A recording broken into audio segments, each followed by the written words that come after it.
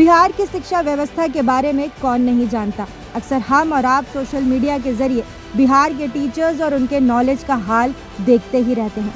किसी को जनवरी की स्पेलिंग लिखनी नहीं आती तो किसी को भारत के प्रधानमंत्री के बारे में नहीं पता होता, और ये सभी सालों साल स्कूल में बच्चों को शिक्षा दे रहे होते हैं। शिक्षा के क्षेत्र में टीचर्स के इस तरह के ज्ञान की गुणवत्ता का सीधा असर बिहार के स्कूलों में पढ़ रहे बच्चों पर पड़ता है। सरकारी आंकड़ों की माने तो बिहार की शिक्षा के लिए 22,200 करोड़ रुपए आवंटित किए गए हैं, लेकिन बिहार की शिक्षा का हाल ढाक के 3 पात 9 दिन चले 2.5 कोस जैसा है।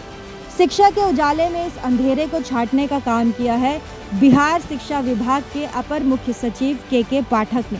बिहार में कुछ वक्त से शिक्षकों की टाइमिंग को लेकर बड़ा विवाद चल रहा है। विधानसभा और विधान परिषद में ये मुद्दा गरमाया हुआ है। विधानसभा में विपक्षी दलों का कहना है कि सीएम के आदेश के बाद भी सरकारी स्कूलों का संचालन 10 से 4 नहीं हो रहा।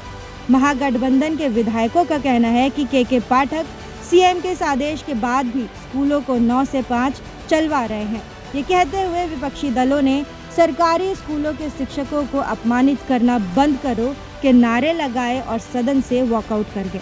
लेकिन क्या बिहार की राजनीति स्कूलों की बदहाली का मेन कारण नहीं है? बिहार में नीतीश कुमार की दल बदल वाली राजनीति के कारण एक भी प्रोजेक्ट अपने फाइनल मुकाम तक नहीं पहुंच पाया। हर राजनीतिक पार्टियों ने बिहार की शिक्षा के लिए बजट आवंटित तो किए, लेकिन उनका सही से इस्तेमाल हो पाया या नहीं, ये आप बिहार की शिक्षा व्यवस्था को देखकर अंदाजा लगा ही सकते हैं। इसके अलावा बिहार की दयनीय शिक्षा व्यवस्था में पेपर लीक, बुनियादी ढांचे की खराब गुणवत्ता, बिहार शिक्षा विकास में नकल का रोल और प्राथमिक और माध्यमिक शिक्षा की स्थिति बहुत अहम है।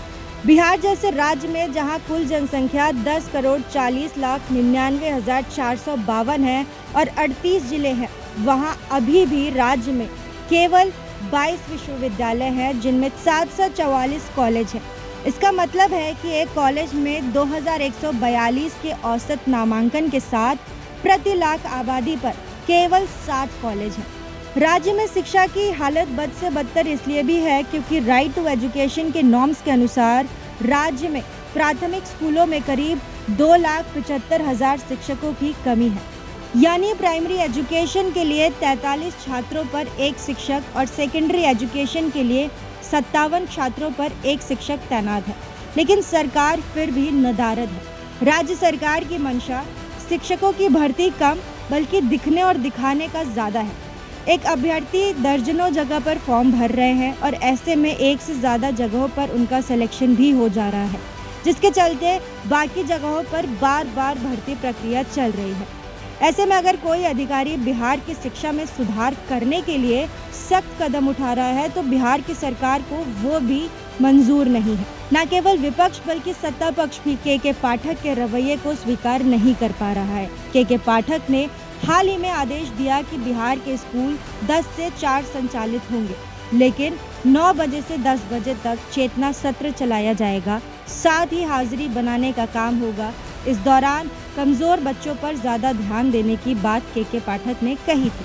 के पाठक ने अपने आदेश में कहा कि सुबह 8:30 बजे तक स्कूल के गेट खोल दिए जाएं और अगर कोई शिक्षक 9 से 1 मिनट भी लेट आता है तो उसका वेतन काटा जाएगा। के पाठक ने शाम 4 से 5 बजे बच्चों के लिए मिशन दक्ष और स्पेशल क्लासेस चलाने का भी आदेश दिया था, लेकिन के पाठक के इस फैसले को नीतीश कुमार ने पलट दिया। नीतीश ने कहा कि 9 से 5 की टाइमिंग गलत है। विपक्षी दलों को निश्चिंत करते हुए नीतीश ने कहा कि शिक्षकों की ड्यूटी 10 से 4 ही होगी और हम के पाठक को बुलवाकर उनसे समय में बदलाव करने और अपना आदेश वापस लेने को कहेंगे। हालांकि ये कोई पहली बार नहीं है जब के पाठक ने बिहार की शिक्षा व्यवस्था के सुधार के लिए कोई फैसला लिया हो। हम आपको के पाठक के 10 बड़े फैसलों के बारे में बताते हैं जो उन्होंने बिहार के छात्रों के लिए लिया है। स्कूल से गायब रहने वाले शिक्षकों के वेतन में कटौती होगी। जो टीचर शिकायतों के बाद भी स्कूल नहीं आते, के पाठक ने उनके वेतन में कटौती के आदेश दिए थे। शिक्षकों के ट्रांसफर और प्रतिनियुक्ति पर भी के पाठक ने रोक लगा दी। कुछ टीचर RDDE और DEO ऑफिस से अपनी पहुंच के बूते पर अपनी पसंद वाली जगह पर पोस्टिंग करा लेते थे। के पाठक ने उनके इस लापरवाही पर भी पानी फेर दिया। नए शिक्षकों को के पाठक ने पहले गांव में पढ़ाने का आदेश दिया और जिसे गांव में पढ़ाना नहीं पसंद वो नौकरी से इस्तीफा देकर जा सकते हैं। विकास कोष में जमा राशि को स्कूल के कामों के लिए खर्च करने का आदेश दिया, जिससे स्कूलों के बुनियादी ढांचों में सुधार किया जा सके और बच्चों की शिक्षा में उसका इस्तेमाल हो सके। बिहार के शिक्षकों की छुट्टियों में कटौती कर दी गई। पहले स्कूलों में त्योहारों पर 23 छुट्टियां थी, जिनमें कटौती करते हुए उसे 11 कर दिया गया। 15 दिनों तक अगर कोई बच्चा बिना बताए स्कूल नहीं आता है तो उसका नाम काट दिया जाएगा। इसके बाद बच्चों में सुधार हुआ है और स्कूलों में बच्चों की उपस्थिति बढ़ी है। हालांकि 20 लाख से ज्यादा बच्चों के नाम काटे भी जा चुके हैं। सरकारी स्कूलों में बच्चों की 75% उपस्थिति को अनिवार्य कर दिया गया।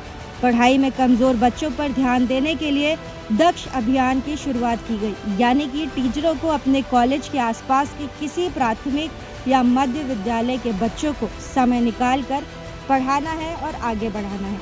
बच्चों को जमीन पर बिठाकर पढ़ाने पर रोक लगाई गई और स्कूलों की साफ सफाई के लिए शौचालय बनवाने के लिए स्कूल के प्रिंसिपल को निर्देश दिए गए। अगर आपको हमारा ये वीडियो पसंद आया हो तो इसे लाइक करें, हमारे चैनल आयोन भारत को सब्सक्राइब कर लें। धन्यवाद।